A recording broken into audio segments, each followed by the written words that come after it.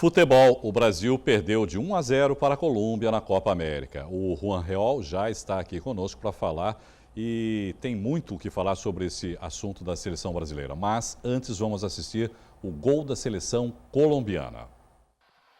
O único gol da partida saiu aos 35 minutos do primeiro tempo.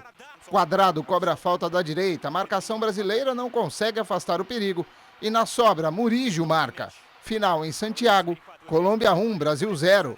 No grupo C, a Venezuela está em primeiro, Brasil em segundo e Colômbia em terceiro, todos com 3 pontos cada um. Peru, último colocado, e Venezuela se enfrentam hoje. A seleção brasileira volta a campo neste domingo às 6h30 da noite contra a própria Venezuela, também em Santiago. Juan, boa noite. Além da derrota, como a gente costuma dizer, um jogo difícil de assistir.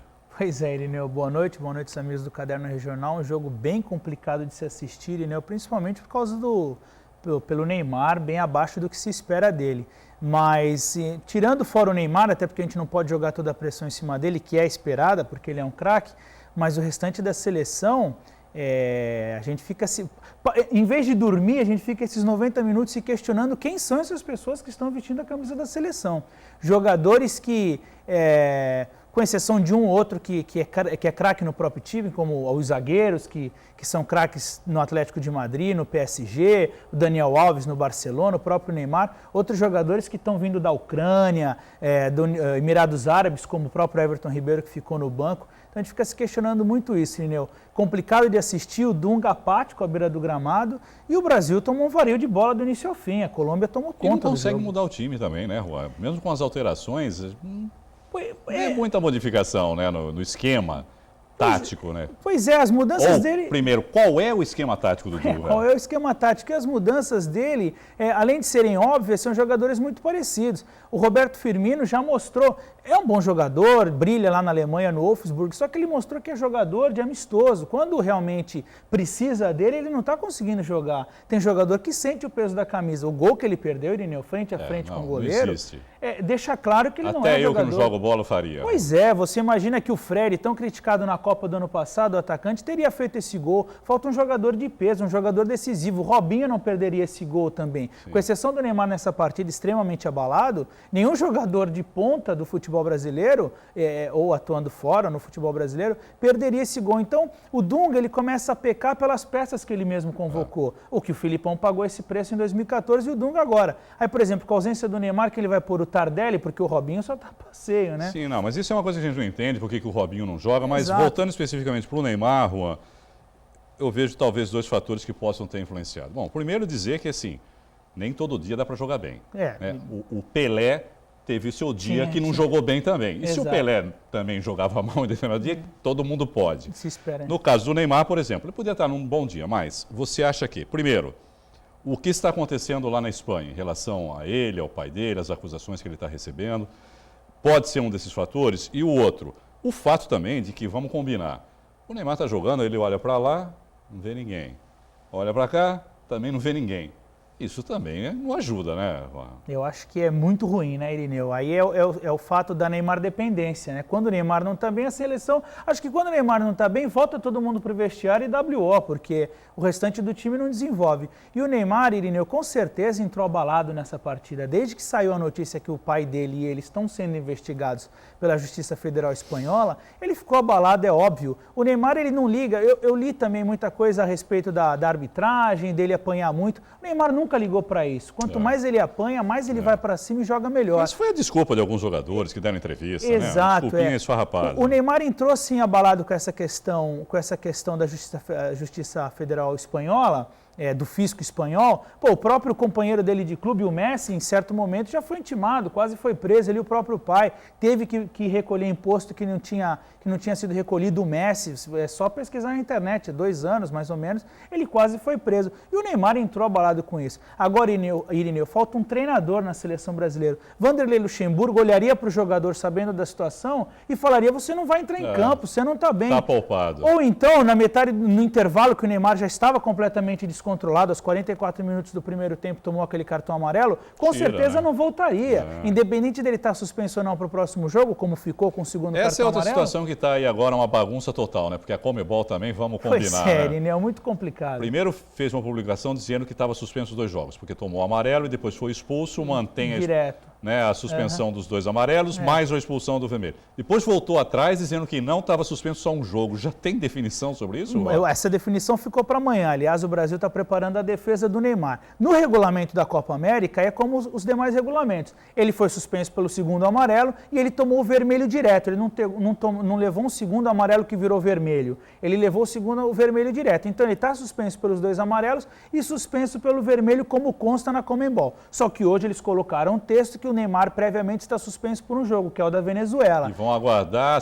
a defesa da CBF. Amanhã a defesa da CBF. Eu acho que ali há um pouco de confusão, embora seja o Neymar um dos melhores jogadores da competição do mundo, eu acho que a Conmebol não vai burlar uma própria regra de sua competição. Eu acho que eles devem entender que ele está suspenso pelo amarelo e aí vão ver como é que fica o vermelho, porque o Neymar foi incluído no artigo de agressão, ele pode pegar até 3 jogos. Então essa suspensão de um jogo podem virar 4, né? O que pode acontecer, Irineu, é do Neymar não jogar mais nessa Copa América, porque o Brasil vai acabar nos classificando. Muito ruim. Você acha que o Brasil corre esse risco? E outra, rapidinho para a gente encerrar o assunto de seleção.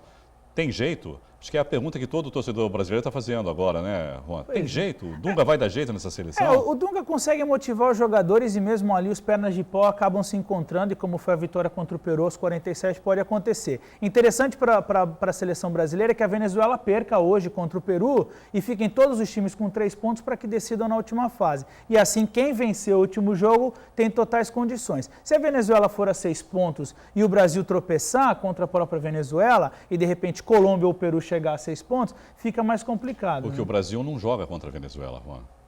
Porque o Neymar é Brasil, então não tem. Exatamente. Então o Brasil não entra contra a Venezuela. Imagina, a gente espera que entre pelo menos o Robinho, porque o Santos está sendo prejudicado. Olha, Nil, chegou num ponto, e conversando com diversas pessoas, a seleção brasileira nunca teve tão desprestigiada. Está uma situação muito ruim. Tudo que envolve desde o ano passado da Copa do Mundo, esse ano, esses jogos ruins, o próprio Dunga que retornou contra a vontade da maioria, está muito complicado. Eu acho que era momento mesmo da seleção ser eliminada e que comece a limpeza dentro da CBF, com essa nova CPI do futebol que vai acontecer e que tudo seja esmiuçado e resolvido, porque a seleção nunca esteve tão desprestigiada e agora o maior ídolo do futebol brasileiro, que é o Neymar, também com problemas na justiça, Irineu. Está muito complicado torcer para o Brasil. Acho que o torcedor prefere ficar tranquilo torcendo para o clube dele. Sim. Então que o Elias volte para o Corinthians, que o Robinho volte para o Santos e que a seleção, nesse período de limpeza, não jogue. Por falar nisso, Juan, vamos mudar de assunto então, falar um pouquinho do Santos, que interessa mais, né? Está mais perto da gente aqui,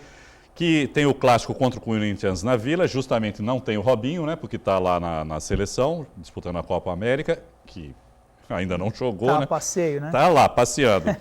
Tá fazendo pagode no vestiário, provavelmente. É o chefe do pagode. O que dá para esperar desse clássico, Juan? Pois é, Irineu, além do Robinho, o próprio Valência, que foi titular, o Valência que tinha sido convocado entre os 30 jogadores da Colômbia, acabou ficando entre os 23 que disputam a competição, foi titular, acabou se saindo melhor do que o Robinho, que ficou no banco. O Elano, Irineu, ele está negociado, vai para a Índia, né? Só que só em setembro, só que ele se recupera de uma lesão na panturrilha, então não deve jogar nesse jogo. Acredito que essa lesão vai se estender até a viagem dele para a Índia, não joga mais. O Elano vai, mas o Renatinho ficou, né? O Renato ficou, né? O Renato renovou por mais um ano, ele já tinha no início desse ano renovado até o fim de 2015, agora ele renovou até o fim de 2016, só que o Renato também já está duas partidas como desfalque, se recupera de um inchaço no joelho, ainda é dúvida contra o Corinthians, não sabe se vai jogar.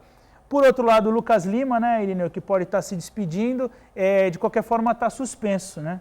Ele já não jogaria porque recebeu o terceiro amarelo. Mais, né? Pois é, tem essa negociação com o Porto, o presidente Modesto Roma já liberou para ele lá fazer exames médicos. Já estava acertado, né, Irineu? Todo mundo sabia que ele iria embora. O que se especula é que o Santos vai receber 9 milhões nessa transação, porque tem 10% só. Outros 80% da DOI e 10% de um empresário. O Santos perdeu a chance também de adquirir os direitos econômicos desse jogador e agora vai ficar com a menor fatia, caso mesmo seja concretizada essa venda. Vai ganhar uma porcentagem numa venda do Porto para algum outro clube da Europa. mas aí depende do rendimento do próprio Lucas Lima lá. Mas ele está fora, o Rafael Longini deve ser escalado titular. O que esperar do Santos contra o Corinthians?